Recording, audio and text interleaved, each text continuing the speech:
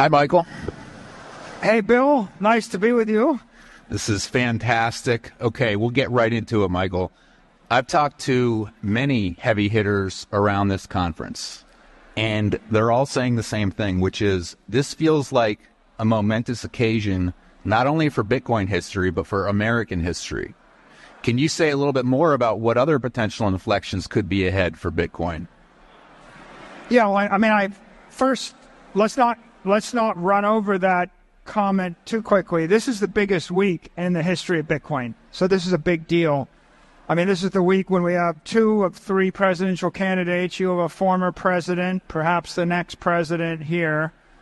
As Trump said, 10 senators, a lot of congressmen, governors, and the amount of media attention is profound.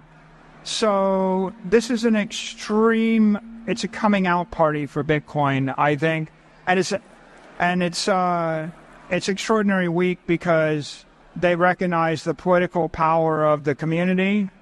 They also recognize this as a technology critical to the success of America and of global significance, and so I think it is a great week. This is an inflection point, and before I tell you the next set of inflection points, let's talk about why this is an inflection point.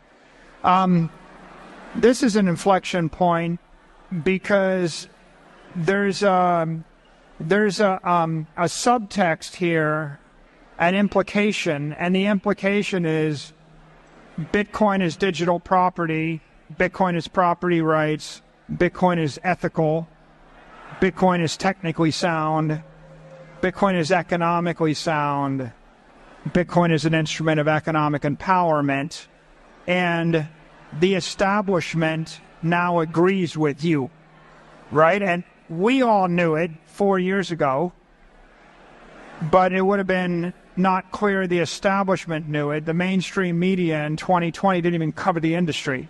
And so I think that this is a wake-up call this week to the mainstream and the establishment around the world that Bitcoin is here to stay, and Bitcoin is the future. And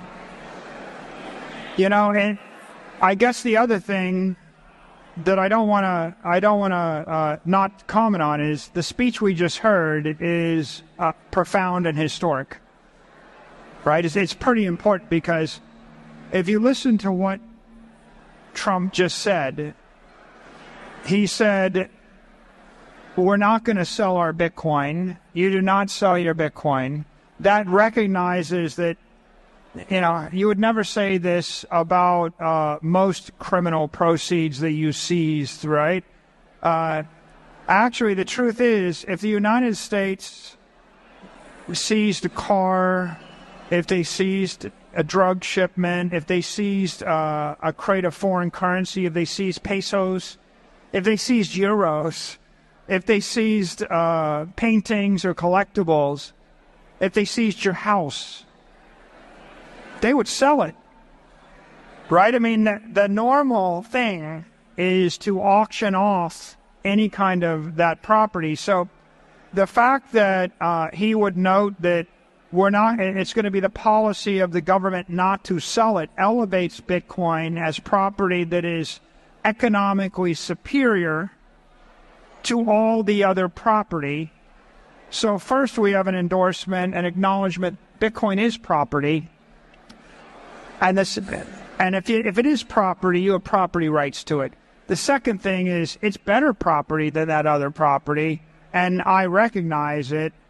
The third is we're going to create a national United States Bitcoin strategic reserve. That's a big deal.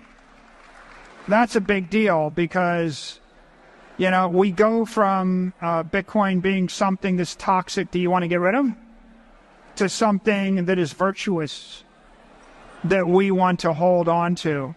So I think that that's a profound thing that just happened.